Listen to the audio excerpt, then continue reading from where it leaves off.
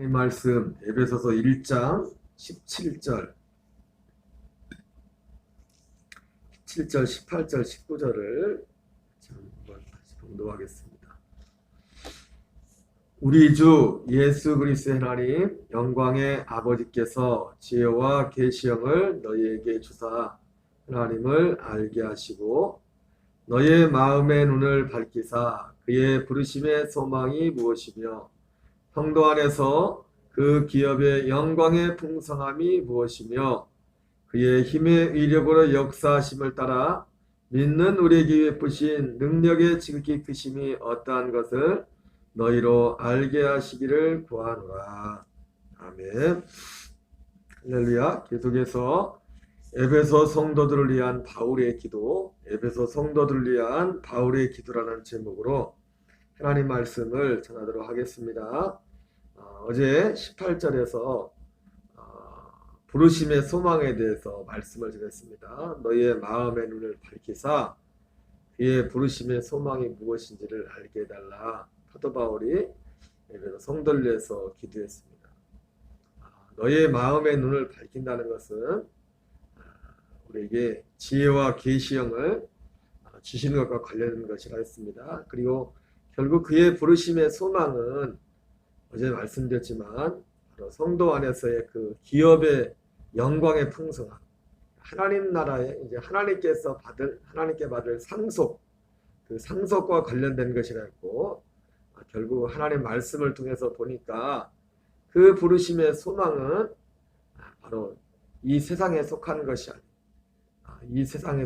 아닌 그 궁극적인 그 부르심의 소망은 바로 예수님이 다시 나타나실 때, 그리스도께서 이 땅에 다시 나타나실 때 우리에게 주어지는 것이라고 했어요. 믿는 자들에게. 그래서 베드로전서에서는 이것을 썩지 않고 더럽지 않고 쇠하지 않는 유업이라고 말씀하고 있고, 말세에 나타내기로 예비하신 구원이라 이렇게 표현하고 있습니다. 이것은 하늘에 간직하신 것이라 이렇게 말씀하고 있습니다. 이 구원이란 단어도 그래서 세 가지 측면으로 성경은 기록하고 있죠. 시간적으로 볼 때 이미 이루어진 구원, 이루어가고 있는 구원, 그리고 마지막 이룰 구원. 그 구원이 뭐냐면 바로 이 우리가 받을 상속, 이 기업과 관련된 것입니다. 그것이 무엇인가 봤더니 사도 베드로도 그렇고 예수님이 공통적인 게 뭡니까? 그것이 예수님께서 그리스도께서 다시 세상에 나타나실 때, 예수 그리스도께서 나타나실 때 우리에게 임할 그 구원을, 그 은혜를 온전히 바랄지어다. 사도 베드로는 그렇게 고백하고 있고, 사도 바울은 고린도전서 15장에서 15장 전체를 그 부르심의 소망, 그 바라는 것. 고린도전서 15장 19절에서는 우리가 바라는 것, 바라는 게 소망하는 거 아닙니까? 바라보는 것. 바라보는 것이 바로 다른 것이 아니라 부활이라는 것을, 예수 그리스도와 같은 최종적인 부활의 몸을 입는 것. 그 부활이 언제, 우리에게 부활이란 그 역사가 언제 있습니까? 예수 그리스도께서 나타나실 때, 다시 재림주로 나타나시. 그리고 마태복음 25장에서도 양과 염소를 구분하는 그것도 동일한 사건을 가지고 예수님이 비유적으로 말씀을 하시죠. 천사들과 함께 다시 오실 때, 이 세상에 다시 오실 때 사람들을 양과 염소로 구분할 것이다. 그래서 오른편에 있는 자들, 왼편에 있는 자들을 구별해서 영생과 영벌로 그들의 운명이 나누게 될 것을 말씀하고 있습니다. 그래서 우리 어떤 개인적인 주관적인 감정이나 느낌이 아니라 하나님의 말씀을 통해서 지혜와 계시형, 여러분 지혜와 계시형인 성령은 기록된 성경을 초월하지 않습니다. 초월하지 않고 기록된 그 성경을 우리에게 그대로 믿어지게 하고 또 그 의미가 무엇인지를 우리에게 밝혀주신 분이 성령님의 역사십니다. 그래서 그 성령님을 다른 표현으로 지혜와 계시의 영이라고 이렇게 표현하고 있어요. 오늘 이 말씀에는 특별히 사실은 반복되는 부분이 있을 수 있지만은 그의 사도 바울이 에베소 성도들에서 그의 부르심의 소망이 무엇인지를 알게 해달라고 기도했고, 또 성도 안에서 그 기업의 영광의 풍성함이 무엇인지를 알게 해달라고 기도하고 있어요. 그런데 어제 말씀드린 것처럼 우리의 부르심의 소망은 결국 그 기업의 영광, 그 상속과 관련된 것이라 했습니다. 그런데 오늘은 특별히 결국 상속이 부활과 관련된 것이었죠. 부활과 관련된 것. 그런데 그 하나님의 나라를 위협으로 받는다. 이것도 이 부활과 관련된 것입니다. 우리가 진짜 하나님 나라 상을 받는 것은 부활 이후에 그 상이 있어요. 부활 이후에 어떤 면에서 보면 그 기업의 영광의 풍성함, 그것이 무엇인지를 알게 해달라, 이렇게 알기를 위해서 기도하고 있습니다. 방금 말씀드린 것처럼 이것의 실체는 부활이라고 했습니다. 1차적으로 예수님과 같은 그 부활의 몸을 입는 것이라고 했어요. 그런데 오늘 뭐라고 합니까? 그 영광의 풍성함이 무엇인지를 알게 해달라 기도하고 있어요. 우리가 그것을 경험상으로는 온전히 알 수 없지만은 분명한 것은 로마서 8장에서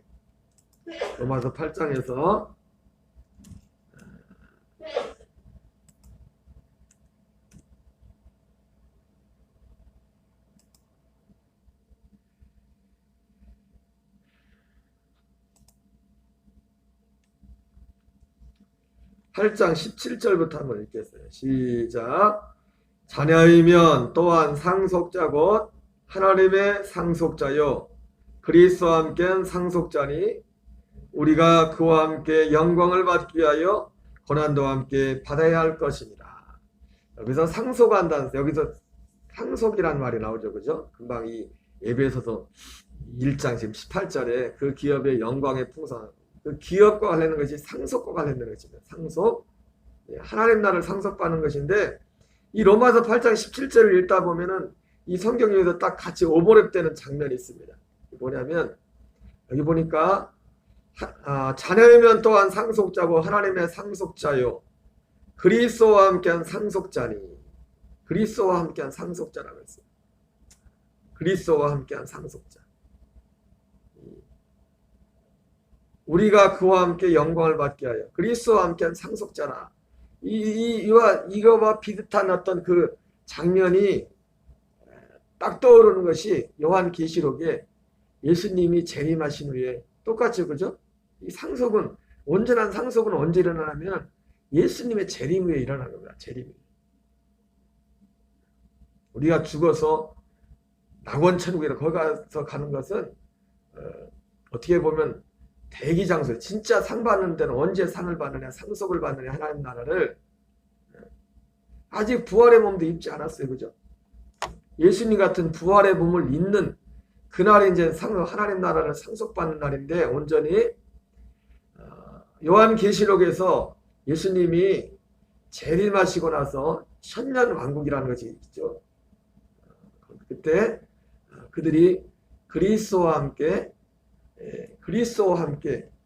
그 나라를 그리스도와 함께 왕노릇 할 것이라, 그런 표현이 있습니다. 그리스도와 함께 왕노릇 하는 나라.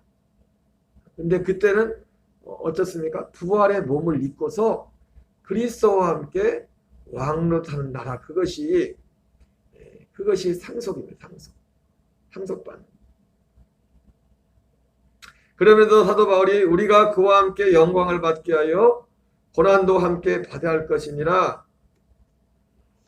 18절에 그러면 뭐라 합니까? 생각한데 현재 고난은 장차 우리에게 나타날 영광과 비교할 수 없다. 이게 사도 바울이 방금 그 기업의 영광의 풍성함이 무엇인지를 알게 하기 위함이라 했는데, 그 풍성함에 대해서 말씀하고 있지 않습니까? 그것이 우리가 그때 받게 될 그 풍성함을 어떻게 사도 바울은 표현합니까? 우리가 현재 고난 받는 우리의 그 고난에 비하면 우리가 이 땅에서 구하는 그것과는 좋게 비교할 수 없는, 현재의 우리의 고난은 장차 우리에게 나타날 영광과 비교할 수 없느니라. 바울은 고린도후서 12장에서 자선적으로 자기 자신이 셋째 하늘에 갔다 온 것을 고백하지 않습니까? 그것도 어떻게 보면 셋째 하늘, 그 낙원에 갔다 온 그것이 그게 물론 아직 그건 온전한 것이 아니죠. 그러나 그 맛배기를, 그 부활의 몸을, 그 마지막 날에 그 얻게 될 그 상을 상속받게 될 하나님 나라에 대한 상속에 대한 어떤 맛배기를 본 겁니다. 제가 오늘 우리가 부른 이 찬송가 가사에 보니까 2절에 그런 내용이 있더라고요. 주의 얼굴 뵙기 전에 멀리 뵈던 하늘나라 내 마음속에 이루어지니 날로 날로 가깝도다. 여러분, 우리가 하나님 나라가 실제 천국이 있는데 그 천국을 어떻게 우리가 압니까? 우리가 실제로 갈 천국이 있고 실제로 여기 나라 받을 상속받을 실제 나라가 있지 않습니까? 이것을 어떻게 믿어요? 내 마음속에 이루어지니 날로 날로 가깝도다. 오늘 새벽에 이 자리에 나오신 분들이나 아니 누가 지금 잠이나 실컷 차지 왜 이 자리에 왜 나와서 찬양하고 예배하면, 우리가 기도하는 것도 있지만 저도 그렇습니다. 하나님 앞에 나와서 뭐 우리 어떤 문제를 놓고서 기도하는 그런 부분도 있지만은 하나님 앞에 나올 때 가장 기쁜 건 뭐냐면 그분을 그냥 찬양하는 게 제일 좋아요. 그냥 왜? 내 마음속에 그 나라가 이루어지니까 내 마음속 그 나라에서 사는 것보다, 지금 눈에 보이지 않지만 내 안에 이루어진 그 나라에서 사는 것보다 더 귀하고 더 큰 게 없는 거예요. 나한테. 참 그 2절 가사가 너무 기가 막힌 겁니다. 주의 얼굴 뵙기 전에 멀리 뵈던 하늘나라 내 마음속에 이루어지니, 내 마음속에 이루어지기 전에는 저기 실제 있는데도 그림에 떡이야. 믿어지지도 않고. 그냥 내 마음속에 이루어지니까 그냥 날로 날로 가까운 거예요. 내 마음속에 이루어지니까 실제 있는 것이 내 안에 이루어지니까. 여러분, 서울에 삼성전자에 뭐 본사가 서울에 있겠죠. 큰 기업이. 삼성전자가 있다는 걸 우리가 어떻게 합니까? 여기 녹동에도 대리점, 삼성전자 대리점에서 대리점. 보고서 야, 본사가 어딘가 있긴 있겠구나. 하나님의 나라가 내 안에 그 자신 안에 이루어지지 않은 사람은 내 안에 이루어지니까, 내 마음속에 이루어지니까 날로 날로 가깝다. 그 거기. 바울도 그 영광을 좀 다른 면이지만 셋째 하늘에 가서 그 영광을 본 겁니다. 그 영광. 낙원에 가서 사람이 가히 말할 수 없는 그 무엇을 봤다고 했습니다. 물론 그것이 온전한 것은 아니죠. 그때 아직 이루어지진 게 아니기 때문에. 그것은 실제 우리가 받을 그 상속, 그것은 예수님이 다시 오실 때, 예수님 부활의 첫 열매가 되신 예수님과 같은 부활의 몸을 입는 그때 일어나는 거예요. 그리스도와 함께 왕노릇하는 것, 그리스도와 함께 한 상속자, 그리스도와 함께하는 상속자, 이렇게 말씀하면서 장차 우리에게 나타날 그 영광과 비교할 수 없다. 그러니까 사도 바울이 오늘 에베소서 1장 18절에서 그 기업의 영광의 풍성함을 알기를 원한다. 알 수가 있습니다.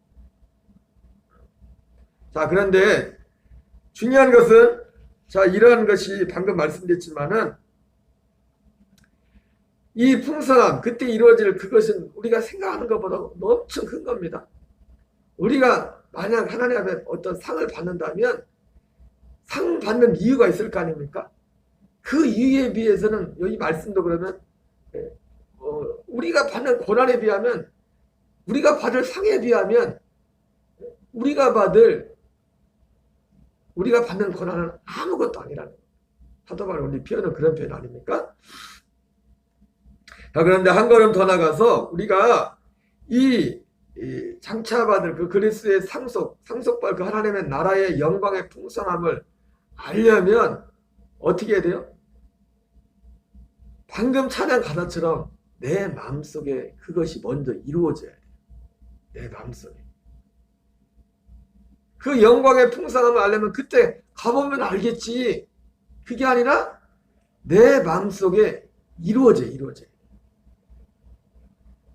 근데 특별히 사도 바울은 이 에베소 성도들뿐만 아니라 우리를 향해서 정말 믿는자들 안에는 이 은혜가 이미 와 있음을, 이 은혜에 대해서 말씀합니다.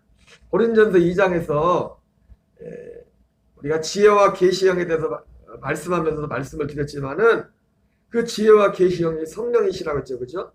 성령이 하신 일이 뭐냐면 고린전서 2장에 보면 하나님이 우리에게 은혜로 주신 것을 알게 하기 위함이라. 우리에게 은혜로 이미 주신 것을 알게 하기 위함이라고 말씀했어요.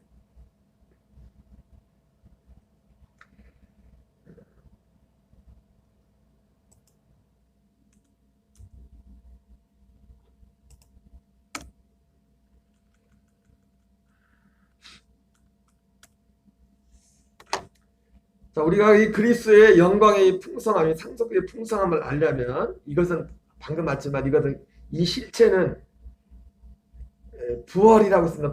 부활과 관련된 것이라 했어요. 예수님이 다시 나타날 때.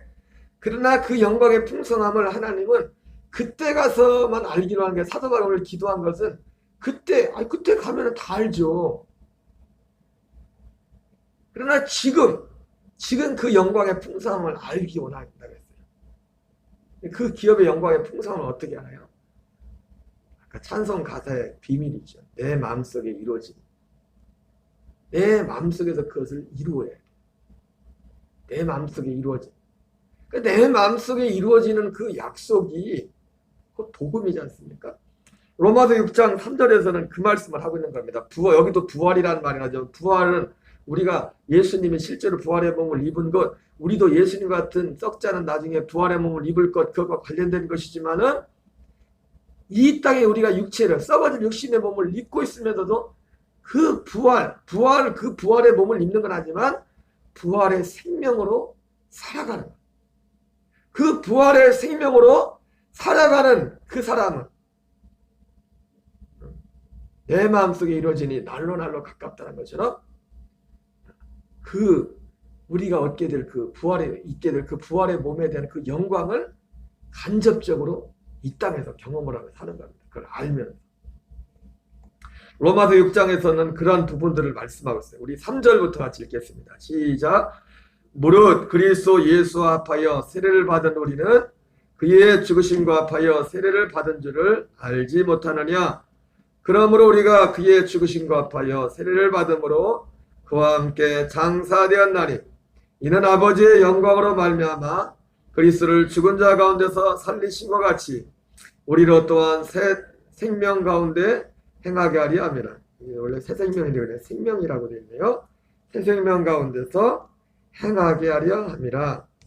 결국 이 하나님의 상속도 뭐냐면 우리가 이 땅에서 결국 뭘 상속받는 겁니다. 1차적으로. 그 부활의 몸을 하나님 나라를 상속받기 전에 뭘 상속받아요? 생명을 상속받는 겁니다. 생명. 하나님의 아들의 생명을 상속받는 겁니다. 새 생명을 상속받는 겁니다. 그래서 오늘 에베소서 1장 18절에서 그 기업의 영광의 풍성함이라는 것이 나오는데 여러분 요한복음 10장 10절에 어떤 말씀이 있습니까? 하나님의 예수님이 내가 온 것은 양으로 생명을 얻게 하게 하고 더 풍성히 얻게 하게 함이라 이렇게 말씀하고 있어요. 그러니까 결국 그 하나님 나라의 상속의 상속하는 그 영광의 풍성함은 결국 이 땅에서 무엇과 관련된 것이냐? 생명의 풍성함과 관련된 겁니다. 아들의 그 생명으로 풍성함, 그 생명의 풍성함. 이 생명이 또한 역시 부활의 생명에 관련된 거죠. 5절에서 그걸 말씀합니다. 같이 읽습니다. 만일 우리가 그의 죽으심과 같은 모양으로 연합한 자가 되었으면 또한 그의 부활과 같은 모양으로 연합한 자도 되리라. 그렇죠? 예. 부활과 같은 모양으로 연합한 자도 되리라. 계속 있습니다. 우리가 알거니와 우리의 옛사람이 예수와 함께 십자가에 못 박힌 것은 제 몸이 죽어 다시는 우리가 죄에게 종노하지 아니하리 함이니. 예, 우리가 부활의 몸을 우리에게 앞으로 약속된 그 예수님 같은 부활의 몸을 입기 전에 예? 그것이 우리 안에 먼저 이루어져야 돼요. 우리 안에 부활의 생명으로 사는. 그러면 내 마음속에 이루어지니 날로 가깝도다. 그게 더 이상 허상이 아니에요. 실제 이루어져. 먼저 내 안에 그것이 이루어져. 바울이 기도하는 어떤 내용은 이러한 부분들이 포함되는 겁니다. 그 영광의 풍성함에 참여하려면 어떻게 됩니까? 먼저 우리가 그리스도와 함께 십자가에 못 박혀야 됩니다. 죄의 몸이 죽어서 우리의 옛사람이 처리되지 않고는 이 부활의 생명에 참여할 수가 없습니다. 계속 있습니다. 이는 죽은 자가 죄에서 벗어나 의롭다 하심을 얻었습니다. 만일 우리가 그리스도와 함께 죽었으면 또한 그와 함께 살 줄을 믿노니. 여기 보세요. 우리가 그리스도와 함께 죽었으면, 죽지 않았으면 사는 일도 없어요. 우리가 예수님과 함께 죽지 않으면 살 거를 혹시나 살라나 기대할 것도 없어요. 만일 우리가 그리스도와 함께 죽었으면 또한 그와 함께 살 줄을 믿노니. 계속 있습니다. 이는 그리스도께서 죽은 자 가운데서 살아나셨음에 다시 죽지 아니하시고 사망에 다시 그를 주장하지 못할 줄 알미로다.